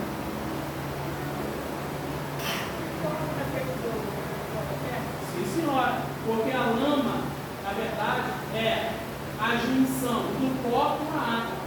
Pó com a água vira barro. Barro foi o material de confecção do primeiro homem, mas também era usado para fazer vasos. Então era uma alusão ao trabalho, porque ele não servia o sábado, o sábado não servia ele estava ensinando. Aí a galera que estava parada se ajunta para pegar ele. Se ajunta. Por quê? Porque ele está trabalhando em um dia em que todo mundo está parado.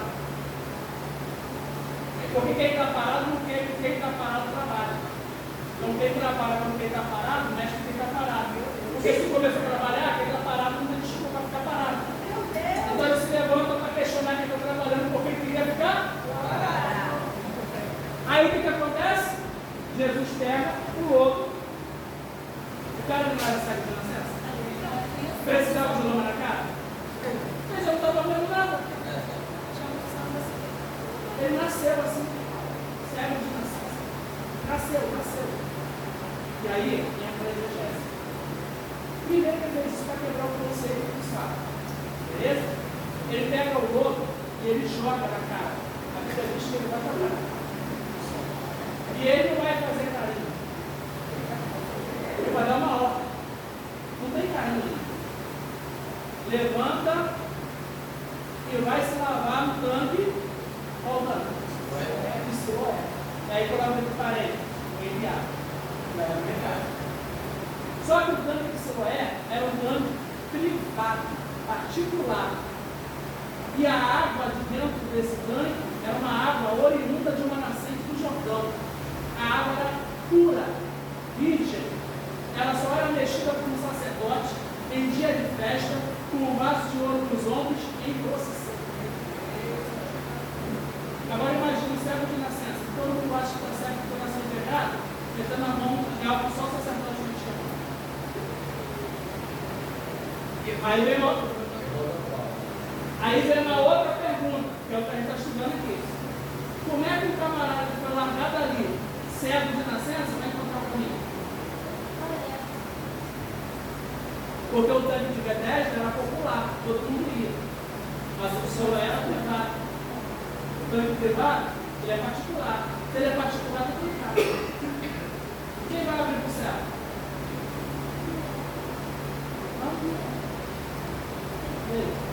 Como é que o camarada conseguiu chegar se quem via não falava com ele? Porque falar com ele é se associar ao pecado que ele tem. E quem gostava que ele tinha pecado, na visão dele, pegava o pecado também. Ele. Ninguém gostava dele. Ninguém falava com ele. Foi? Não sei, foi? Quer ver uma outra pergunta? O que mostra na mensagem, a exegese, é a pergunta. Quer ver uma outra pergunta? Jesus deu a ordem, não deu? Tu vai ler o texto todo, ele vai encontrar Jesus em lugar nenhum do texto depois que está a ordem. Cadê Jesus? Porque Jesus fazia caminhar. Ele fazia a poesia? Será que eu quiser? Já vai ver Jesus fazendo milagre subindo? Não, subindo não. Ele ia parando, pregando. Mas ele só largava o milagre depois que estava feito. Desse texto, o camarada está com uma na cara. Cadê Jesus? Primeiro ele faz o milagre, depois ele saía. A milagre tinha sido feita. Foi? Não, não conduziu. Essa é a pergunta que eu estou fazendo. Como é que Jesus levou esse texto de Evangelho? Como é que Jesus levou ele se o texto não revela que ele estava com Jesus? Não tem demissão, você quer o texto. Quando você diz que Jesus está carregando ele, quer dizer que Jesus não cuidou dele, porque pela lei não pode gostar. Por isso que quando ele joga a lama, o que separar a mão do rosto é a lama. Porque ele não podia encostar. Então ele não pode pegar essa lama e carregar. Então não foi isso. E aí? E aí, gente? Ele foi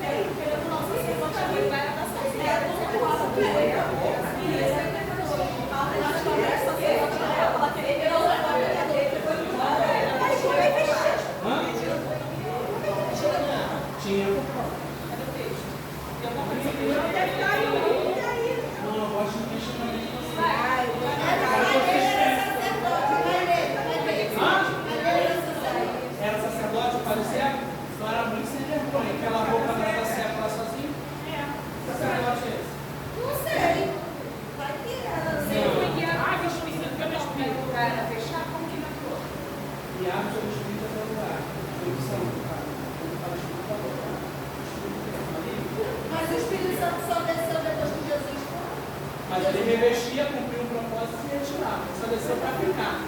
Mas não quer dizer que ele não participou ativamente de tudo. Porque é Deus. Deus. Por isso que lá em Gênesis está, passamos.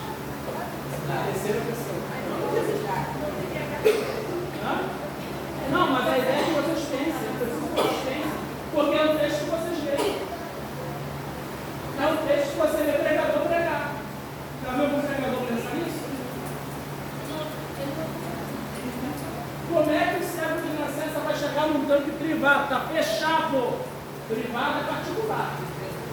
Só sacerdote em dia de festa podia abrir. Só eles. O dono do tanque era fechado com A sacerdote. cura foi feita durante ele, a caminhada até chegar lá no tanque fora. Ele foi curado durante o caminho. Até ele chegar, ele não sabia onde era. Peraí. Olha só. Beleza. Ele não sabia onde era. Ele era servo de nascença. Não. O tanque era particular. Eu estou aqui para desfazer algumas coisas. Vamos fazer uma a minha hora. A sua hora. Não, vou trazer a resposta. Eu vou te fazer a pergunta. A sua lógica é que ele foi curado na trajetória. Então, por que ele foi no tanque se ele já recebeu a cura na trajetória? Lavar os olhos. Cumprir finalidade. Para tirar Não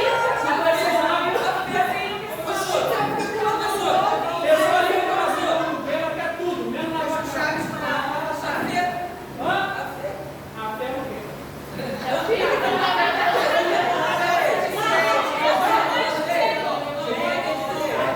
Uma hora.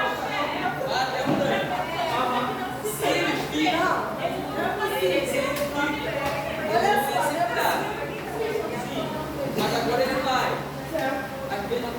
Mas a pergunta é,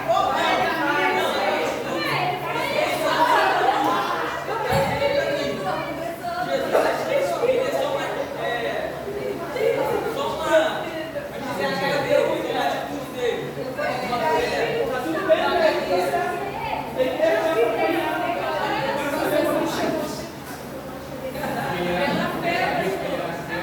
Pela fé, mas tem que continuar a pedir. Como é que ele chegou? Tá tirando em quem? No mundo. O gatinho? Foi do gatinho?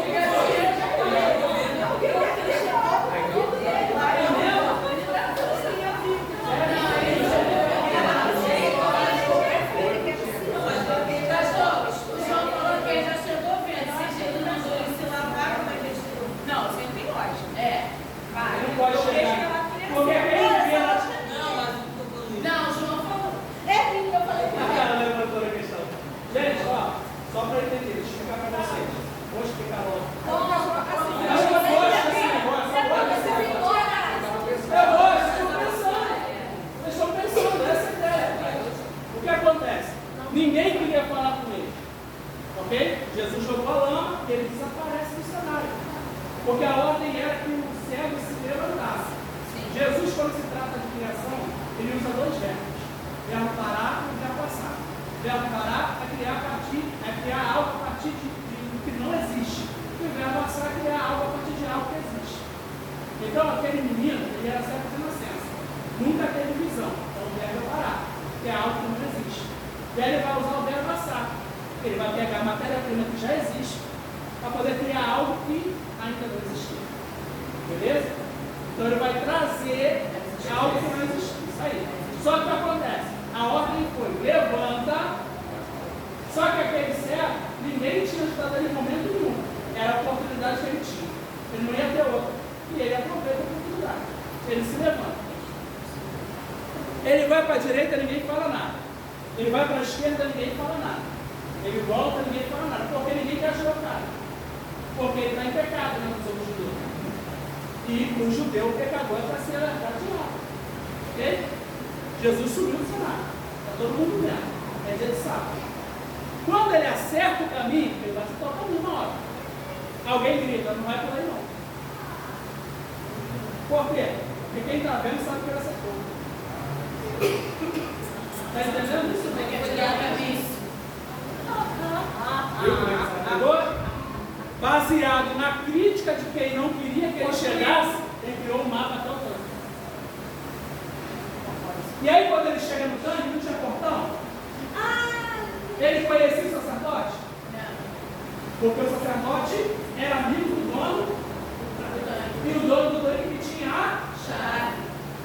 Ele podia abrir? Ele podia abrir? Mas tem alguém que tem poder para abrir. Quem? Ou Jesus. Então, dono da chave. Não, ele não era o dono da chave. A porta se abriu. A porta vai se abrir. Por quê? Porque ele se levantar e caminhar, ele consegue. Agora, ele abrir o que está fechado, ele não consegue. Então, Jesus não tem compromisso com você naquilo que você consegue. Ele pode fazer. Obrigada, Jesus. Ele tem compromisso com você naquilo que você não consegue. Então, enquanto ele estava se levantando, procurando o caminho, Jesus estava abrindo e estava fechado. Glória a Deus.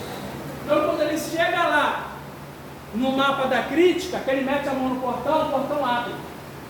Porque alguém abriu para ele. Só que ninguém ajudava ele. Quem abriu esse portão? O único camarada que ajudou aquele cego foi o que jogou a lama na cara dele. E aí ele abre o portão, está aberto, era para estar fechado, mas está aberto. Ele tateia, aí sim ele acha a borda do tanque. Achou a borda do tanque, meteu as duas mãos, meteu a cara. Sem medo. Aí o que aconteceu?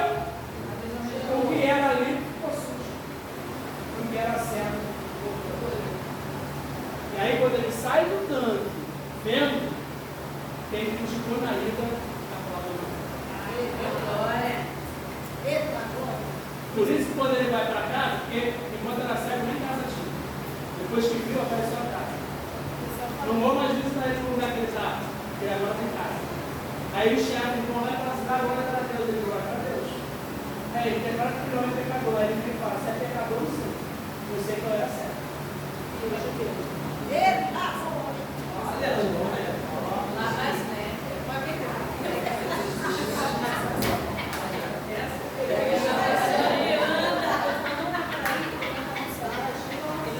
Valeu? Valeu? Valeu?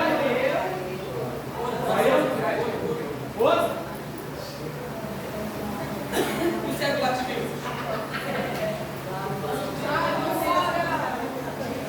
Joga nas outras festas. Vamos continuar.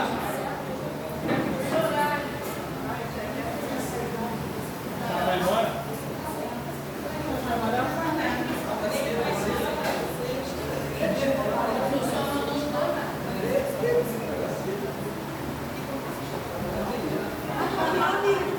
Vocês falam com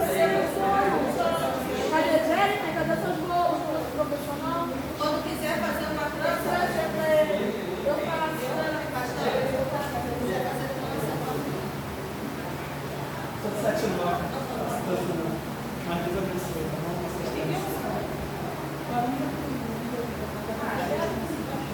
Estamos falando do segundo princípio.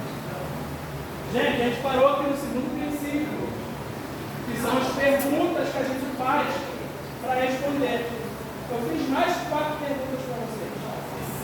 A ideia foi justamente isso, aprender o segundo princípio. As perguntas podem ser Eu respondi as perguntas desse texto. Como é que eu vou pregar sobre um texto que eu não entendo? Como é que eu prego sobre um texto que eu tenho dúvida? Se você for aplicar as regras da hermenêutica, você vai interpretar veladamente, superficialmente. O que trouxe para mim uma profundidade? Foi a exegese. Eu fui buscar exegese. Eu descobri qual era a finalidade do dado. Eu descobri como ele fez para chegar. Claro, tem revelação? Tem, mas não tem revelação sem inspiração. Tem que estudar. Eu descobri que no costume judaico, quando a fonte é privada, ela só abre no dia de festa. E só quem pode meter a mão é sacerdote com a roupa de sacerdote em período de festa em procissão. Porque em procissão é costume atrás. Isso tudo é exegese. Então quando eu aplico o texto, quem está ouvindo fica. Faz sentido. Faz sentido. Porque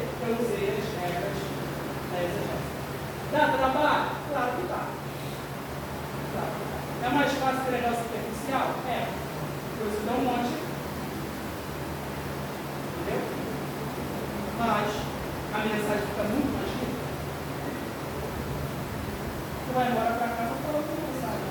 Tu vai esquecer de mim. Da mensagem, tu vai.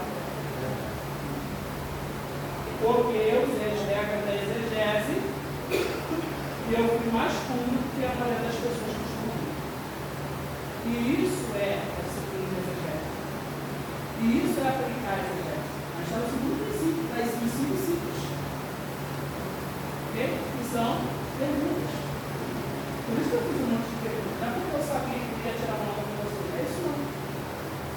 É para desenvolver vocês. Ok? A consciência. A consciência crítica. Por que crítica? Por que isso está acontecendo? Qual é o momento? Qual a finalidade? Ele só queria acontecer? Ou tinha algum propósito por detrás da visão?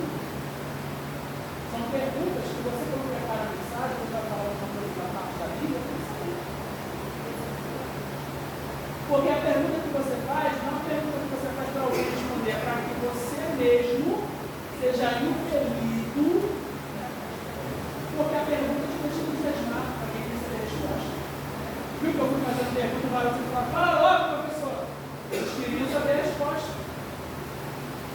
Isso é uma técnica que eu uso muito. Quando eu vou pregar um lugar e eu gostei do lugar, a pessoa gostou da mensagem, me percebe que a pessoa gosta da mensagem, eu nunca termino a mensagem.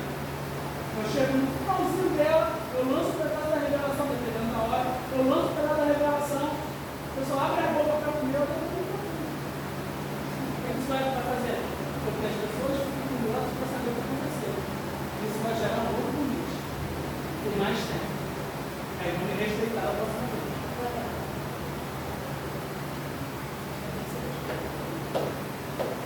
Porque tu vai pregar uma igreja, vai gastar 10 minutos para pregar, vai falar um pouco, vai gastar 10 minutos. Eu prego 9 minutos, entro na revelação, a igreja vem comigo e eu depois fico com fome. Vamos, pastor. Aí o pastor, quem quer que volta?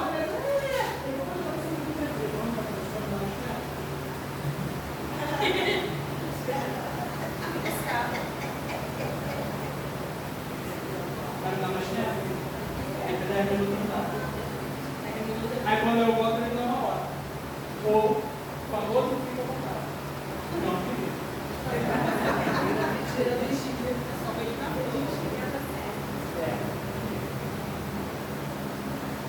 Vamos lá, vamos continuar aí a questão aí dos princípios aí. Qual é o terceiro princípio? Primeiro, a gente já falou sobre o começar do mais fácil para o mais complexo. O segundo são as perguntas. Tá? E o terceiro princípio, gente, tá aí também. Qual é o terceiro? Hã? Lê para mim. Permite aquilo que diz ao adaptar os seus interesses e habilidades, bem como se quiser fazer o método preciso. Não custa refletir e enfatizar. As ideias estão a serviço da prática. Estão a serviço da própria finalidade das escrituras, conforme os ensinamentos de 16 a 17. Ok, obrigado, irmão. Então, o terceiro princípio é você organizar. O primeiro é começar entendendo a parte mais fácil para a mais difícil. O segundo é você fazer perguntas acerca do texto para que você busque respostas. E o terceiro é você organizar isso. E aí, naturalmente, uma mensagem ela tem que ser linear. O que é uma mensagem linear? Início, meio e fim. Não uma mensagem sem pé nem cabeça. A pessoa lê em João e começa em Apocalipse. Ou lê em Apocalipse e começa em Gênesis. Ele está tudo certinho. Se a mensagem é temática ele vai em Gênesis, tem que ter alguma coisa que seja interessante para a mensagem, que seja coerente e que de fato combine com a mensagem que a pessoa vai ministrar. Tá? Pegaram os 3 princípios? Beleza, vamos lá. Continuar aí. 3, 16, 17 fala sobre, o versículo está aí, toda a escritura é inspirada por Deus e útil para o ensino, para a repreensão, para a correção, para a educação na justiça, a fim de que o homem de Deus seja preparado. Perfeitamente? Preparado. E aí tu vê um monte de gente dizendo que foi pego de surpresa. Quando a ordem é estar preparado. Para toda boa ordem. Não é só pegar um. Toda. Afinal de contas, como é esse método dos 5 ciclos? Apenas um conjunto de atividades e de perguntas escolhidas a partir da teoria semi-discursiva e da praticada. Leitura da Bíblia. O que diz aí? A simplicidade do método da Para aí. A simplicidade do método está a serviço da a criatividade, ela surge quando você entende o que você está lendo. Você consegue linkar uma coisa na outra quando você tem entendimento do texto. E não é numa leitura que tu vai entender o texto. Tu tem que ler mais que uma vez, tem que fazer perguntas e você tem que responder as perguntas que você fez. E como é que tu responde? Pesquisando. Exegese. Porque a interpretação fica muito mais rica quando você trabalha de pode ser pequeno, mas as informações. É isso aí. Pegar um exemplo. Atos capítulo 19, verso 11 diz assim: e Deus, pelas mãos de Paulo, abriu. E Deus, pelas mãos de Paulo, e Deus, pelas mãos de Moisés, abriu o mar. E Deus, pelas mãos de Paulo, fazia milagres extraordinários. É isso que Atos 19, 11 diz. Fazia milagres extraordinários. Pelas mãos de Paulo. Quem? Deus. A primeira pergunta que eu faço a vocês: quem abriu o mar vermelho? Moisés. Foi Moisés, amém? Amém ou amém? Eu não entendeu nada. Vou beber o meu café. Foi Moisés.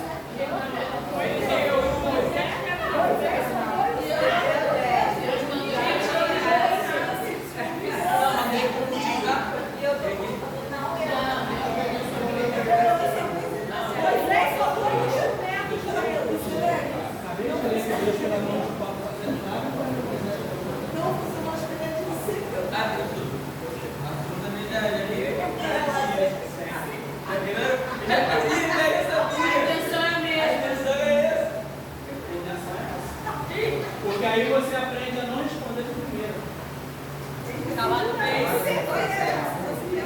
Você desenvolve uma consciência crítica. É igual essas perguntas que parecem fáceis, geralmente elas não são fáceis. Quem faz ou não entende, ou entende que é que você cai. Eu sou do segundo. Quer ver uma que é muito simples, todo mundo responde dizendo: cara, filho namorado de Jacó? Quem disse que caiu? Eu respondo de primeiro. Quem disse que caiu? Quando a gente lê o texto, ela diz que o rio caiu ou é para frente ou para trás. O rio é desmoronado. Quando você lê o texto todo, você percebe que na verdade ela não desmoronou todo. Porque senão a água teria sobrevivido. Ela vai lá em cima do rio. Vamos lá. Ela ruiu. O que é ruir? É implodir. E por que ela implodiu? Por causa da fé de Deus. Então, ela não ruiu toda. Fez-se buracos. Quem gritou, ruiu do lado da pessoa que gritou. Está no texto. E ele entrou. Só que quem não gritou não podia entrar no buraco de que aquele que gritou. Então teve gente que foi lá de fora. E na hora de gritar, quem teve que tentar gritar entrou. Quem não teve não pode entrar. E Deus naquela época falou assim: ó, não, eu vou entrar. Eu não quero entrar. Meteu o pé lá de dentro para entrar. Porque era o rei. Então criou-se portas no muro. Quem está entendendo isso também? Criaram-se portas no muro. E essas portas foram feitas portas no muro. É isso. Não entra na porta. Então não caiu. Eu não vejo no naquela época eles tinham 2 muros. O muro de dentro e o muro de fora. tinha tijolos de 15 a 40 centímetros de espessura. Então a fortaleza, que veio trabalhando, não era um tijolo de fora, no muro de fora, era no muro de dentro. Por isso que ele era lá. O Rolando Goiaba chamava de muro de caça-mata, que era muito sobre muro. Então, se caísse para dentro, ficava ancorada no muro interno. Se caísse para fora, matava o judeu, o pedreiro, matava o hebreu que estava rodeando. Então não podia nem cair para fora nem para dentro. A única forma que o hebreu tinha de entrar era submissa. Entendeu? A exegese. Era submissa. Então o grito foi para obedecer e o ruído foi para Deus. Quantas voltas o povo deu ao redor do muro? 13. Foi 7, né? 13 ou 7, gente?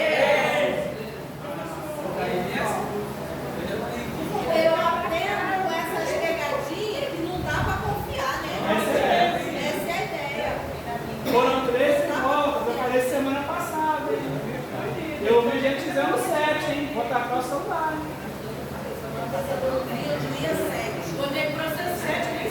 Assédio, né? Assédio moral, né?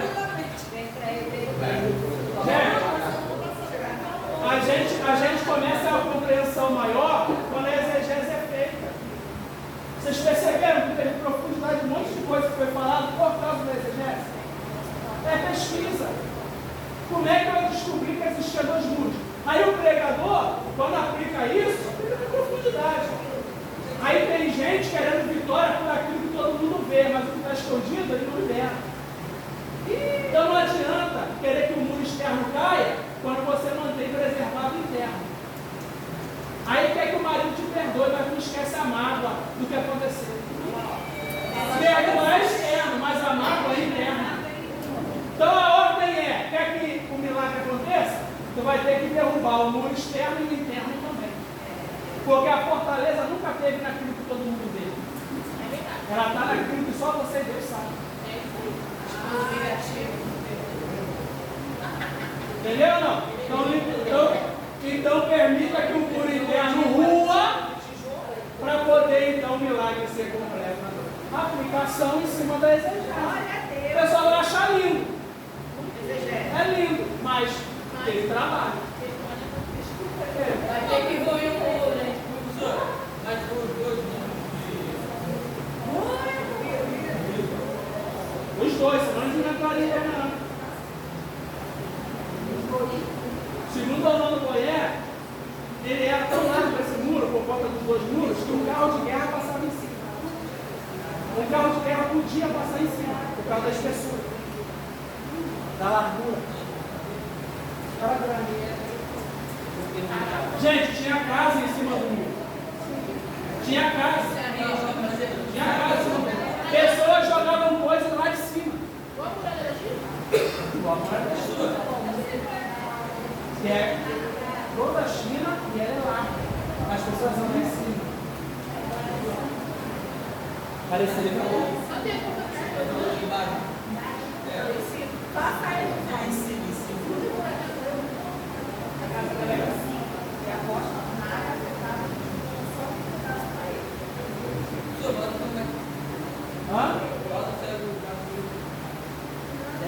A simplicidade do método.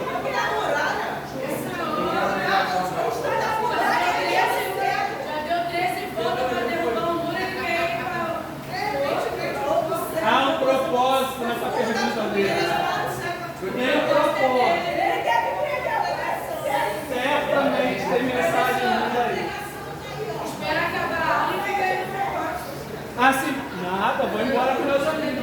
A simplicidade do método está a serviço da criatividade. Pessoal, entenderam isso? Quando você tem conhecimento, quando você aplica a exegese, você encontra a profundidade, isso deixa o texto mais simples e você se torna criativo. Entendeu? Esse texto de Atos 19:11, que Deus pelas mãos de Paulo fazia milagre, foi a base que eu encontrei para dizer que Moisés não abriu o mar. Deus através de Moisés. Foi a base para eu dizer que Eliseu não fez o ferro do machado flutuar. Deus através de Eliseu. Porque faz o milagre é Deus. Então Moisés não estava arrumado nenhum. Ele só foi um instrumento que Deus usou para tocar. Quem abriu foi Deus. Então quem abre a porta não é quem te dá a oportunidade. Quem te dá a oportunidade é só um instrumento. Quem abriu? Agora, se eu te pergunto quem abriu o mar, 99% vai dizer Moisés. Ah, tá vendo? Então, está errado junto com 99. Vamos trazer que nós vamos falar. Você não é todo mundo isso. Nós vamos fazer parte. Então, a habilidade e do empenho, a criatividade é baseada na habilidade e no empenho da pessoa que interpreta o texto. É você quem fará do método a melhor ferramenta, o melhor mapa, a melhor técnica possível. Então, essa introdução vai listar os diferentes passos da leitura. Olha só que interessante. A descrição e explicação de cada passo do método serão sem mais suspense, serão feitas nos capítulos a seguir. Fase preliminar. O que diz aí? Isso aí. Familiarizar-se com o texto e o seu contexto literário. Então, texto sem contexto é pretexto para heresia. Ok? Então, aqui, a fase preliminar, tem que se familiarizar. Sabe o que é familiarizar? Fica íntimo. Ler tanto texto, leu tanto texto, quando alguém fala o capítulo que vai ler, tu lê primeiro. Vamos abrir o jogo para iniciar. E aí começa lá, o jogo pessoa aqui. Porque tu está familiarizado. Você está íntimo do texto. E não é numa leitura que vai ficar íntimo do texto. Então, vamos lá. Ler o texto bíblico até ficar amplamente. Amplamente é uma palavra derivada do primitivo amplo. E amplo significa largo, completo, total. Amplamente, totalmente, completamente familiarizado. Tá? Qual é o segundo aí? Revisá-las a cada ciclo. Por que eu tenho que revisar o que eu anotei? Porque o que eu anotei vai ficando melhor à medida que eu vou lendo o texto várias vezes. Você consegue tirar de uma revelação outras revelações. E outras e outras. Quanto mais você lê, mais revelações você vai ter. Porque a palavra continua sendo inspirada, independente da quantidade de vezes. E não adianta você ler uma vez e achar que você vai encontrar mais coisas que aquele que leu várias vezes. Tu leu o texto uma vez só, vai ter revelação? Vai. Se tu ler várias vezes, vai ter muito mais revelação. Ao longo do tempo, esse aqui é o 37, que é uma mensagem que eu prego. Se está de pé, não. Ao longo do tempo, eu fui lendo aquele texto, todas as vezes eu lia, meditava, lia, fazia anotações, preparei a mensagem, toda vez eu ia melhorando, e hoje é uma mensagem. Restaurante de Jeová, hoje é tremendo. Carta de Bíblia, não tem mas enfim, é isso aí.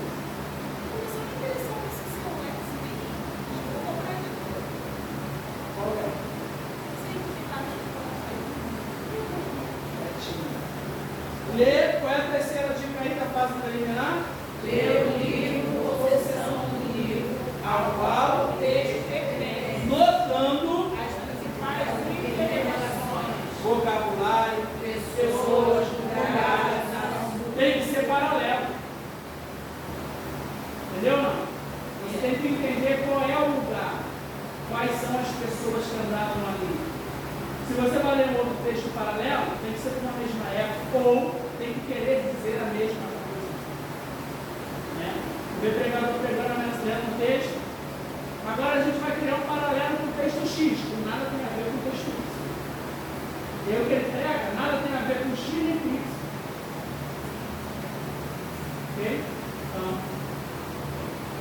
Tem que tomar muito cuidado com isso aí. Qual é a quarta dica da fase preliminar? Definir profundamente a época em que o eixo foi escrito. Definir provisoriamente. Por que provisoriamente? Porque na medida que você se aprofunda, as coisas vão mudando. Não existe certeza cronológica na vida, né? Então, tudo que for apontado para a data é aproximadamente. Por isso que pode mudar. Quinto, Conhecer o máximo que puder sobre ela. tem que conhecer o máximo que você puder sobre o texto, sobre as informações adicionais, sobre o contexto, sobre a época, as pessoas, o que elas comiam. Olha como é que é interessante a exegese. Olha como é que é interessante a exegese, só para vocês entenderem. O povo sai do Egito, ok? Passa pelo mar e entra no deserto, correto? Entrou no deserto, vai ter fome. Sim ou não? Vai pressionar o líder. Moisés vai para dentro do deserto. Para quê? Para pressionar Deus. Deus fala assim: fica tranquilo, eu vou mandar alimento de cima para baixo. É quando desce maná. Aí desce maná. O maná, a expressão, a figura ali do maná era como uma semente de vidélia, ou seja, a cor era de bronze. Era uma sementezinha. Só que essa sementezinha, ela tinha um sabor a cada dia. Então a pessoa que comia a semente ou o maná da segunda, na terça era o mesmo maná na aparência, mas o gosto era diferente. Isso aí. Conjecturando, né, contemporaneizando, só para vocês entenderem. Se a pessoa pegasse o maná na segunda e guardasse para a terça, o maná apodrecia. E ela tinha que jogar a roupa fora, porque o cheiro de um maná apodrecido era semelhante a uma carne humana em estágio avançado de decomposição. Não cheirava mal. Então, para obedecer mesmo, tinha que comer na proporção da fome. Diária, porção diária. A porção diária. Muita gente quer demais. Então, comer na porção diária. Então, vocês entenderam que o maná era provisão diária? Sim ou não? Sim. Então, tinha o maná na segunda, o da terça, o da quarta, o da quinta, o da sexta. Na sexta, o maná era dobrado. Por que era dobrado? Porque não trabalhava no sábado. Então, colhia na sexta, o da sexta era o único dia que de um dia para o outro o maná não acontecia. E aí, no domingo, voltava-se. Agora, tinha que comer o maná no sábado, todo ele no sábado. Aí no domingo caiu o maná no domingo. E aí se repetiu o ciclo. Entenderam isso ou não? Sim. Vocês entenderam que no deserto o maná caía? Sim. Vocês entenderam também que foi no deserto que Deus deu a Bezaleel e a Aolive, a arca do concerto. Lembra da arca do concerto? Que tinha o propiciatório, todo mundo veio. Foi no deserto. Deus inspirou Bezaleel e a Aolive. Dentro desse baú, tinha 3 utensílios. A vara de Arão que floresceu, deu fruto, criou raiz, no dia todo. A tábua dos 10 mandamentos. E um pote de ouro contendo. Quantos anos o povo teve que dar a volta por conta da murmuração do deserto ali no muro?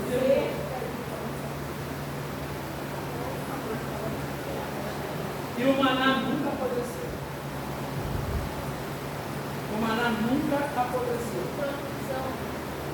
Então, peraí, do lado de fora apodrece, mas do lado de dentro não? Eita! Peraí, do lado de fora é provisório, do lado de dentro é. Aí tu vai ter fome. Só que vai chegar uma hora que o povo vai ter fome.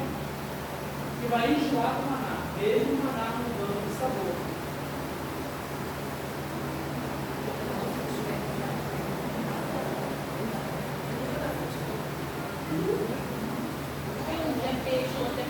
Ele é original. Aí o povo vai dizer assim: ó, que saudade nós temos da comida que tinha no Egito. Aí a gente fala dos temperos, né? Mas quando eles começam, fala que saudade que nós temos da comida do Egito. Ai, que saudade, lá,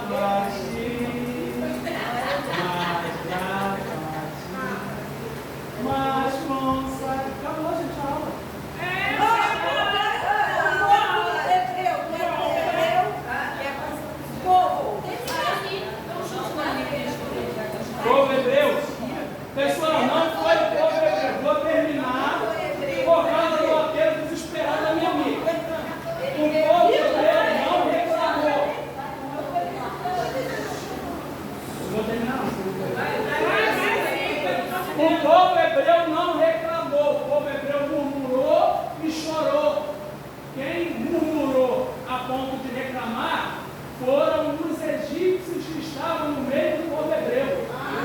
Porque lá em Êxodo teve uma mistura de pessoas que desceu junto. Essa galera se vestiu de hebreu, tinha a pintura do hebreu, o jeito do hebreu, acreditou no Deus do hebreu, experimentou o milagre do hebreu, mas entrou no deserto e murmurou. Porque no deserto, quando o negócio aperta, quem é hebreu chora, quem é egípcio murmura.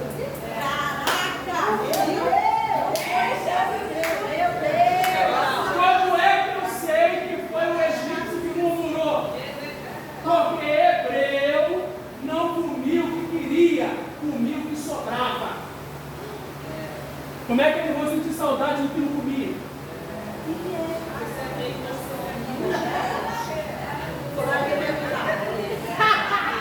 Deixa eu falar uma coisa com você. Quem gostou da aula de glória a Deus?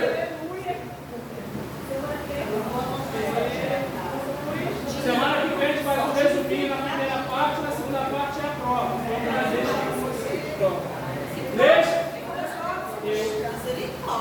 Deixa eu falar uma coisa com vocês. Sacolão da Laura. Os 3 invernos. E já tem. A senhora, né, irmã? Me ajuda. Quer deixar? Minha mãe tá me ligando, minha mãe.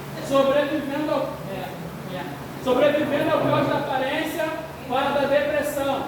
Estamos em setembro. Setembro é o mês? Setembro amarelo. Isso aí, tá aqui. Aperfeiçoamento ministerial. Diácono é função ou chamado? Função. Como é que eu sei? Eu tenho uma aula aí. Porque existe uma palavra etimológica chamada aqui. E é isso, acabou. Quem quiser me procure no final, vamos ficar esperando.